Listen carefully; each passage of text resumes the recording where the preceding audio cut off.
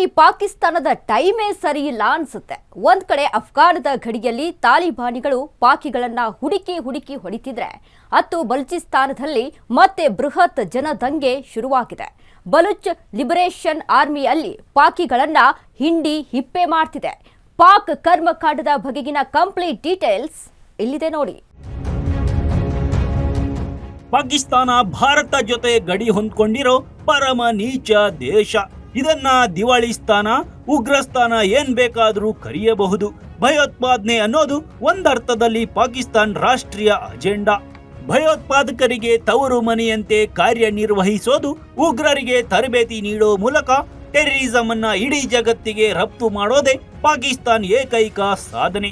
ಇಂತಹ ಪಾಕಿಸ್ತಾನಕ್ಕೀಗ ಮತ್ತೊಂದು ತಲೆನೋವು ಶುರುವಾಗಿದೆ. ಅದೇನೆಂದ್ರೆ ಬಲೂಚಿಸ್ತಾನದಲ್ಲಿ ಪಾಕಿಸ್ತಾನ್ ವಿರುದ್ಧ ದೊಡ್ಡ ಜನದಂಗೆ ಶುರುವಾಗಿದೆ. ಇತ್ತೀಚೆಗೆ ಎಲ್ಲಿ ನೋಡಿದ್ರು ಈ ಜನದಂಗೆ ಜಂಜಿ ಪ್ರತಿಭಟನೆಯದ್ದೇ ಮಾತು. ಬಾಂಗ್ಲಾ, ನೇಪಾಳ ಆಯ್ತು, ಈಗ ಇರಾನ್ನಲ್ಲಿ ಬಹುದೊಡ್ಡ ಜನದಂಗೆ ಶುರುವಾಗಿದೆ. ಅಲ್ಲಿನ ಸರ್ವಾಧಿಕಾರಿ ಆಡಳಿತ ಕೊನೆಯಾಗಬೇಕು ಅಂತ ಅಲ್ಲಿನ ಜನ ದೊಡ್ಡ ಮಟ್ಟದಲ್ಲಿ ಬೀದಿಗಿಳಿದಿದ್ದಾರೆ. ಹಾಗಾಗಿ ಇರಾನ್ ಸರ್ವಾಧಿಕಾರಿಯ ಬುಡ ಈಗ ಅಲ್ಲಾಡ್ತಿದೆ. ಈಗ ಅದೇ ರೀತಿ ಪರಿಸ್ಥಿತಿ ಪಾಕಿಸ್ತಾನಕ್ಕೂ ಶುರುವಾಗಿದೆ. ಅದೇನಂದ್ರೆ ಭೌಗೋಳಿಕವಾಗಿ ಪಾಕಿಸ್ತಾನದ ಅತಿದೊಡ್ಡ ಭಾಗವಾಗಿರೋ ಪಾಕಿಸ್ತಾನದ ಬಲೂಚಿಸ್ತಾನದಲ್ಲಿ ಸರ್ಕಾರದ ವಿರುದ್ಧ ಬಹುದೊಡ್ಡ ಜನದಂಗೆ ಶುರುವಾಗಿದೆ. ಇದನ್ನ ನಿಯಂತ್ರಿಸೋದು ಈಗ ಪಾಕಿಸ್ತಾನ ಸರ್ಕಾರಕ್ಕೆ ದೊಡ್ಡ ತಲೆನೋವಾಗಿ ಪರಿಣಮಿಸಿದೆ. ಬಲೂಚಿಸ್ತಾನದಲ್ಲಿ ಪಾಕಿಸ್ತಾನದ ವಿರುದ್ಧ ದೊಡ್ಡ ಜನಾಕ್ರೋಶ ಸ್ಫೋಟವಾಗಿದೆ. ಜನ ಬೀದಿಗಿಳಿದು ಪಾಕ್ ಸರ್ಕಾರದ ವಿರುದ್ಧ ಆಕ್ರೋಶ ವ್ಯಕ್ತಪಡಿಸುತ್ತಿದ್ದಾರೆ. ಪಾಕ್ ಸರ್ಕಾರ ನಮಗೆ ಅಲ್ಲಿ ಯಾವುದೇ ರೀತಿಯ ಮೂಲಭೂತ ಸೌಲಭ್ಯಗಳನ್ನ ನೀಡ್ತಾ ಇಲ್ಲ, ಕೇವಲ ಅಲ್ಲಿನ ಸಂಪತ್ತನ್ನ ಮಾತ್ರ ಲೂಟಿ ಮಾಡೋ ಕೆಲಸ ನಡೀತಿದೆ. ಹಾಗಾಗಿ ನಮ್ಗೆ ನ್ಯಾಯ ಬೇಕು, ಇದು ಸರಿಯಾಗದೆ ಇದ್ರೆ ನಮ್ಗೆ ಪಾಕ್ನಿಂದ ಮುಕ್ತಿ ಬೇಕು ಅನ್ನೋ ಪ್ರತಿಭಟನೆಕಾರರ ಆಗ್ರಹವಾಗಿದೆ. ಹಾಗಾಗಿ ಬಲೂಚಿಸ್ತಾನದಲ್ಲಿ ಸ್ವಾತಂತ್ರ್ಯದ ಕೂಗು ಕೇಳಿ ಬರ್ತಾ ಇದೆ. ಬಲೂಚಿಸ್ತಾನ್ ಭೌಗೋಳಿಕವಾಗಿ ಪಾಕಿಸ್ತಾನದ ಅತಿ ದೊಡ್ಡ ಭೂಭಾಗ, ಆದರೆ ಅಭಿವೃದ್ಧಿ ದೃಷ್ಟಿಯಿಂದ ಅತಿ ಹೆಚ್ಚು ನಿರ್ಲಕ್ಷ್ಯಕ್ಕೊಳಗಾಗಿರೋ ಪ್ರದೇಶ. ಬಲೂಚಿಸ್ತಾನದ ನೆಲದಡಿ ಅಮೂಲ್ಯವಾದ ಖನಿಜ ಸಂಪತ್ತಿದೆ. ಇದೇ ಕಾರಣಕ್ಕೆ ಇಲ್ಲಿನ ಸಂಪತ್ತನ್ನ ಮಾತ್ರ ಲೂಟಿ ಮಾಡ್ತಿರೋ ಪಾಕಿಸ್ತಾನ ಅಲ್ಲಿನ ಅಭಿವೃದ್ಧಿಗೆ ಮಾತ್ರ ಯಾವುದೇ ರೀತಿಯ ಪ್ರಾಮುಖ್ಯತೆ ಕೊಡ್ತಿಲ್ಲ. ಬಲೂಚಿಸ್ತಾನದ ಸಂಪತ್ತಿನಿಂದ ತನ್ನ ಬೊಕ್ಕಸವನ್ನ ತುಂಬಿಕೊಳ್ತಿರೋ ಪಾಕಿಸ್ತಾನ ಸರ್ಕಾರ ಆಡಳಿತ ಅಂತ ಬಂದಾಗ ಬಲೂಚಿಸ್ತಾನ್ ಭಾಗವನ್ನ ಸಂಪೂರ್ಣ ನಿರ್ಲಕ್ಷ್ಯ ಮಾಡುತ್ತೆ. ಇವತ್ತಿಗೂ ಪಾಕ್ ಸೇನೆ ಹಾಗೂ ಸರ್ಕಾರದಲ್ಲಿ ದೊಡ್ಡ ಹಿಡಿತ ಹೊಂದಿರೋದು ಪಾಕಿಸ್ತಾನದ ಪಂಜಾಬ್ ಭಾಗದ ನಾಯಕರು ಮಾತ್ರ. ಈ ತಾರತಮ್ಯ ವಿರುದ್ಧ ಮೊದಲಿನಿಂದಲೂ ಬಲೂಚಿಗರ ಎದೆಯಲ್ಲಿ ಒಂದು ದೊಡ್ಡ ಮಟ್ಟದ ಆಕ್ರೋಶವಿದೆ. ಹಾಗಾಗಿ ಬಲೂಚಿಸ್ತಾನವನ್ನ ಪಾಕಿಸ್ತಾನದಿಂದ ಪ್ರತ್ಯೇಕಗೊಳಿಸಬೇಕು ಅನ್ನೋ ಕೂಗು ಹೆಚ್ಚಾಗ್ತಿದೆ. ಈ ಕೂಗಿಗೆ ನೀರೆರೆಯೋಕೆ ಹುಟ್ಟಿದ್ದೇ ಬಲೂಚ್ ಲಿಬರೇಷನ್ ಆರ್ಮಿ ಅಥವಾ BLA. ಬಲೂಚ್ ಲಿಬರೇಷನ್ ಆರ್ಮಿ ಅಥವಾ BLA ಬಲೂಚಿಗರ ಮೇಲಿನ ದೌರ್ಜನ್ಯ ಹಾಗೂ ಬಲೂಚಿಗರಿಗೆ ದೊರೆಯಬೇಕಾದ ಹಕ್ಕುಗಳಿಗಾಗಿ ಹೋರಾಟ ನಡೆಸ್ತಿರೋ ಒಂದು ಸೇನೆ. ಬಲೂಚಿಸ್ತಾನ್ ಪಾಕ್ನಿಂದ ಬೇರ್ಪಡಬೇಕು ಅನ್ನೋ ಅಜೆಂಡಾವನ್ನ ಇಟ್ಕೊಂಡು 2000ನೇ ಇಸವಿಯಲ್ಲಿ ಈ ಬಲೂಚ್ ಲಿಬರೇಷನ್ ಆರ್ಮಿ ಸ್ಥಾಪನೆಯಾಗಿದೆ. ಅಲ್ಲಿಂದ ಇಲ್ಲಿಯವರೆಗೂ ಕೂಡ ಪಾಕ್ ಸೇನೆ ಹಾಗೂ ಸರ್ಕಾರವನ್ನ ಎದುರು ಹಾಕೊಳ್ತಲೇ ಬಂದಿದೆ. ಈ BLA ಪಾಕ್ ಸೇನೆ ಮೊದಲಿಂದಲೂ ಕೂಡ ಬಲೂಚ್ ನಾಯಕರ ಅಪಹರಣ, ಕೊಲೆ ಮುಂತಾದ ಕೃತ್ಯಗಳನ್ನ ನಿರಂತರವಾಗಿ ಮಾಡ್ತಾ ಬರ್ತಾ ಇದೆ. ಹಾಗಾಗಿ BLAಗೆ ಪಾಕ್ ಸೇನೆಯನ್ನ ಕಂಡ್ರೆ ನಕ ಶಿಖ ಅಂತ ದ್ವೇಷ. ಬಲೂಚ್ ಲಿಬರೇಷನ್ ಆರ್ಮಿಗೂ ಪಾಕ್ ಸೇನೆಗೂ ನಿರಂತರವಾಗಿ ಘರ್ಷಣೆ ನಡೆಯುತ್ತಲೇ ಇರುತ್ತೆ.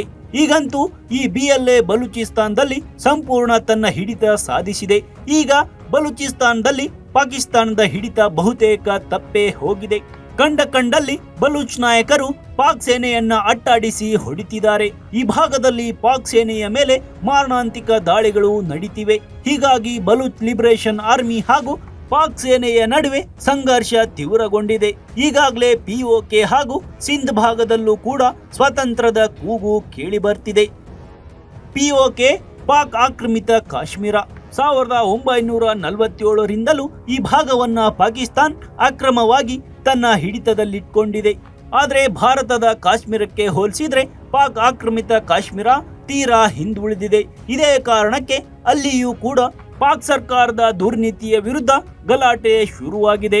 ಇನ್ನು ಸಿಂಧ್ ಭಾಗದಲ್ಲೂ ಕೂಡ ಸ್ವಾತಂತ್ರ್ಯದ ಕೂಗು ಕೇಳಿ ಬರ್ತಾ ಇದೆ. ಇವೆಲ್ಲ ಗಲಾಟೆಗಳನ್ನ ನಿಭಾಯಿಸೋಕಾಗದೆ ಪಾಕ್ ಸರ್ಕಾರ ಹೆಣಗಾಡ್ತಿದೆ.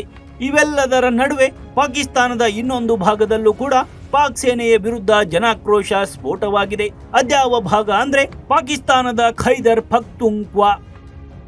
ಪಾಕಿಸ್ತಾನದ ಬಹುತೇಕ ಭಾಗಗಳಲ್ಲಿ ಸಂಘರ್ಷದ ಸ್ಥಿತಿ ನಿರ್ಮಾಣವಾಗಿದ್ರೆ ಅದೊಂದು ಭಾಗದಲ್ಲಿ ಮಾತ್ರ ಪರಿಸ್ಥಿತಿ ಪಾಕಿಸ್ತಾನ ಸರ್ಕಾರ ಹಾಗೂ ಸೇನೆಯ ಕೈ ಮೀರಿದೆ. ಆ ಭೂಭಾಗವೇ ಪಾಕ್ನ Khyber Pakhtunkhwa.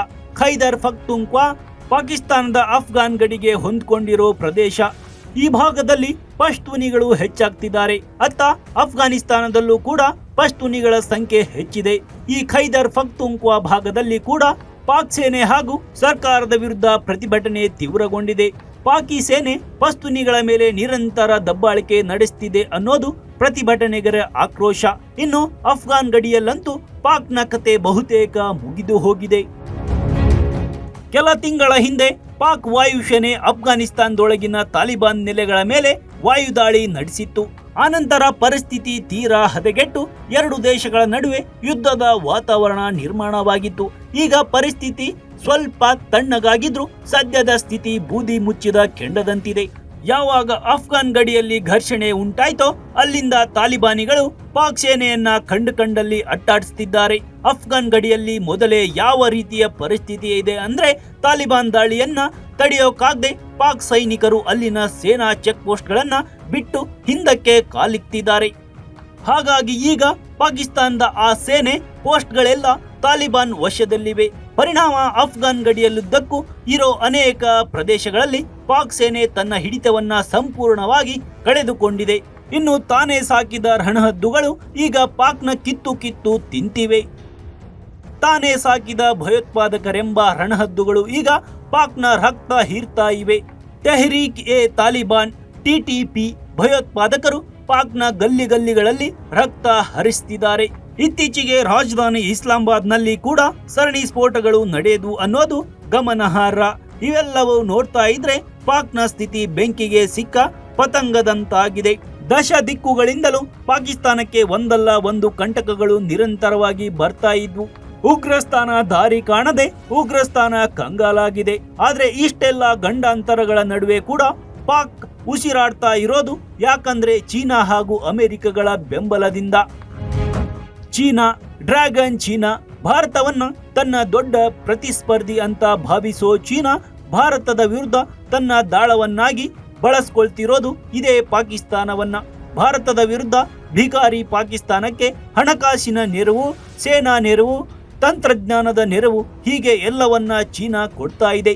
China Pak economic corridor CPEC project ಅಡಿ ಚೀನಾ ಪಾಕಿಸ್ತಾನದಲ್ಲಿ ಬಿಲಿಯಂತರ ಡಾಲರ್ ಹೂಡಿಕೆಯನ್ನ ಮಾಡಿದೆ. ಈ ಯೋಜನೆಯಡಿ ಗ್ವಾದರ್ ಬಂದರನ್ನ ಹಿಡಿತಕ್ಕೆ ತೆಗೆದುಕೊಳ್ಳುವ ಮೂಲಕ ನೇರವಾಗಿ ಅರಬ್ಬಿ ಸಮುದ್ರಕ್ಕೆ ಚೀನಾ ನೇರವಾಗಿ ಪ್ರವೇಶ ಪಡ್ಕೊಂಡಿದೆ. ಉಗ್ರಸ್ಥಾನ ಇವತ್ತಿಗೂ ಉಸಿರಾಡ್ತಿರೋದಕ್ಕೆ ಬಹುದೊಡ್ಡ ಕಾರಣ ಇದೇ ಚೀನಾ. ಜೊತೆಗೆ ಇತ್ತೀಚೆಗೆ ಅಮೆರಿಕದ ಜೊತೆ ಕೂಡ ಪಾಕಿಸ್ತಾನದ ಒಡನಾಟ ಹೆಚ್ಚಾಗಿದೆ. ಟ್ರಂಪ್ ಅಮೆರಿಕ ಅಧ್ಯಕ್ಷರಾದ್ಮೇಲೆ ಪಾಕ್ ಅಮೆರಿಕಗಳ ಸಂಬಂಧ ಮತ್ತೆ ಸುಧಾರಿಸಿದೆ. ಪಾಕ್ ಪ್ರಧಾನಿ ಶರೀಫ್ ಮತ್ತು ಸೇನಾ ಜನರಲ್ ಅಸೀಂ ಮುನೀರನ್ನ ಟ್ರಂಪ್ ಶ್ವೇತಭವನಕ್ಕೆ ಹಲವು ಬಾರಿ ಕರೆದು ಔತಣಕೂಟ ನೀಡಿದ್ದಾರೆ. ದಿವಾಳಿ ಹಂತದಲ್ಲಿರೋ ಪಾಕ್ IMF ಸಾಲ ಸಿಗೋ ಹಿಂದೆ ಕೂಡ ಅಮೆರಿಕ ನೆರಳಿದೆ. ಇನ್ನು ಇತ್ತೀಚೆಗೆ ಪಾಕ್ನ F-16 ಯುದ್ಧ ವಿಮಾನಗಳ ನಿರ್ವಹಣೆಗೆ ದೊಡ್ಡ ಹಣಕಾಸು ಪ್ಯಾಕೇಜ್ ಅನ್ನ ಕೂಡ ಅಮೆರಿಕ ಘೋಷಣೆ ಮಾಡಿದೆ. ಡೊನಾಲ್ಡ್ ಟ್ರಂಪ್ರ ಉದ್ಯಮ ಪಾಕ್ನಲ್ಲಿರೋ ಕಾರಣಕ್ಕೆ ಹಾಗೂ ಭಾರತವನ್ನ ಕೌಂಟರ್ ಮಾಡೋಕೆ ಟ್ರಂಪ್ ಪಾಕ್ನ ಮತ್ತೆ ತೊಡೆ ಮೇಲೆ ಕೂರಿಸಿಕೊಂಡಿದ್ದಾರೆ. ಆದರೆ ದಿನೇ ದಿನೇ ಪಾಕ್ನ ಆಂತರಿಕ ಸ್ಥಿತಿ ಹದಗೆಡ್ತಾ ಇದ್ದು ಪಾಕಿಸ್ತಾನ ಸಂಪೂರ್ಣವಾಗಿ ದಿವಾಳಿಯಾಗುವ ದಿನಗಳು ದೂರವಿಲ್ಲ ಅನ್ನೋದು ಸತ್ಯ.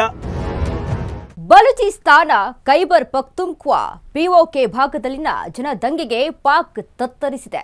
ಅಂತಿಮವಾಗಿ ಪಾಕಿಸ್ತಾನ ಎಷ್ಟು ಹೋಳಾಗಿ ಒಡೆದು ಹೋಗಲಿದೆ ಅನ್ನೋದಕ್ಕೆ ಕಾಲವೇ ಉತ್ತರ ಹೇಳಲಿದೆ. ಇದಾಗಿತ್ತು ಈವರೆಗಿನ ಸ್ಪೆಷಲ್ ರಿಪೋರ್ಟ್. ನೋಡ್ತಾ ಇರಿ ಅಶ್ವವೇಗ ನ್ಯೂಸ್. ಇದು ಸತ್ಯಾನ್ವೇಷಣೆಯ ಓಟದಲ್ಲಿ.